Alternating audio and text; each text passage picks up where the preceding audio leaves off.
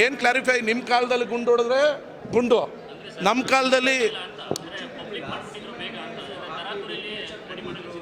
ನೋಡ್ರಿ RCB ಅವರು ಇವತ್ತೇ ಬರ್ತೀನಿ ಅಂತ ನಾವೇನು, ನಮ್ಮ ಸರ್ಕಾರ ಏನು ಮಾಡೋಕ್ಕಾಗತ್ತೆ?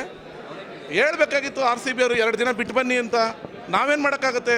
ಇವತ್ತೇ ಬರ್ತೀವಿ ಅಂತ ವಿಶೇಷ ವಿಮಾನ ತೊಗೊಂಡು ಬಂದಮೇಲೆ ಅಟ್ಲೀಸ್ಟ್ ಜವಾಬ್ದಾರಿ ಸ್ಥಾನದಲ್ಲಿದ್ದಂಥ ನಮ್ಮ DCM ಅವರು ಎಲ್ಲೂ ಅಚಾತುರ್ಯ ಆಗಬಾರ್ದು ಅಂತೇಳಿ HL ವಿಮಾನ ನಿಲ್ದಾಣಕ್ಕೆ ಹೋಗಿ ಅವ್ರನ್ನ ರಿಸೀವ್ ಮಾಡಿದ್ದಾರೆ, ಕರ್ಕೊಂಬಂದಿದ್ದಾರೆ.